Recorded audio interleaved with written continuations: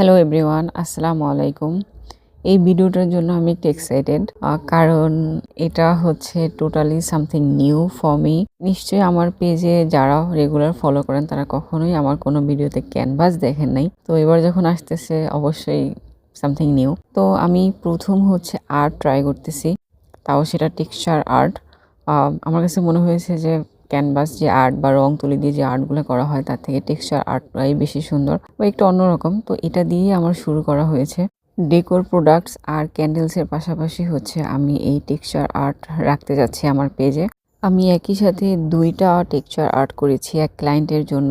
তো আমি ২টারই video make করেছি। এটা হচ্ছে প্রথমটা। এটা তো আমি একটু শর্টস নিয়ে একটা ভিডিও শেয়ার করছি আপনাদের সাথে কনটেন্টের জন্য।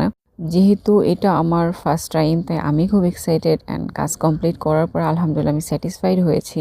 এবং যে ক্লায়েন্ট ছিল সেও মাশাআল্লাহ খুবই পছন্দ করেছে। আমি তার ফিডব্যাকটা স্ক্রিনশট অ্যাড করে দিব ভিডিওর শেষে। তো এটার থিমটা হচ্ছে একটু গাছের মতো, এটা ঠিক গাছ না, এই টাইপের। যারা কন্টেন্ট ফলো করেন বা বিভিন্ন রিসার্চ করেন তারা দেখে থাকবেন ইনস্টাগ্রামে এই ধরনের আর্ট প্রচুর আছে বাইরে আর্টিস্টদের।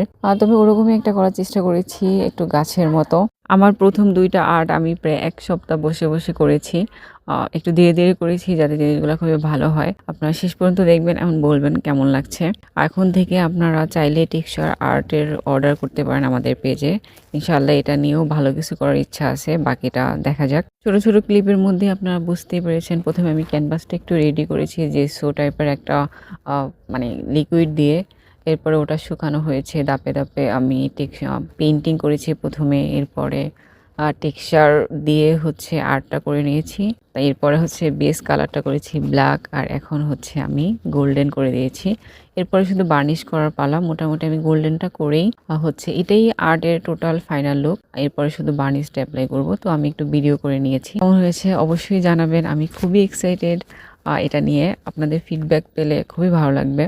এই ধরনের আর্টগুলা বাইরের দেশে আর্টিস্টরা এর থেকেও অনেক সুন্দর মতো করে। আই জাস্ট হোপ কি আমিও ওনাদের মতো হয়তোবা করতে পারবো ধীরে। অবশ্যই প্রথমে হবে না। আমি একটু নার্ভাস, আমার বয়সটাও একটু ওইরকমই হচ্ছে। তবে আমি আমার অ্যাবিলিটির মধ্যে যতটুকু পেরেছি ততটুকু সর্বোচ্চ বেস্ট লেভেল দিয়ে করার চেষ্টা করেছেন। আলহামদুলিল্লাহ আমার আশেপাশের প্লাস যে ক্লায়েন্ট ছিল তার কাছ থেকে আমি যথেষ্ট প্রশংসা পেয়েছি এবং আমার এবিলিটির মধ্যে আমি আলহামদুলিল্লাহ স্যাটিসফাইড। ইচ্ছা আছে ইনশাল্লাহ আরও ভালো করব। তো আপনারা যারা এখন থেকে টেক্সচার আর্ট অর্ডার করতে চান আমাদের কাছে, তারা রেফারেন্স পিকচার সহ বা আমাদের পোস্ট করা পিকচার নিয়ে আমাদেরকে ইনবক্স করতে পারেন। ইনশাল্লাহ ভালো কোয়ালিটির প্রোডাক্ট দেওয়ার চেষ্টা করব। আর্ট যারা পুরো ভিডিওটা দেখেছেন তাদেরকে অসংখ্য ধন্যবাদ। শেষে আমি কাস্টমারের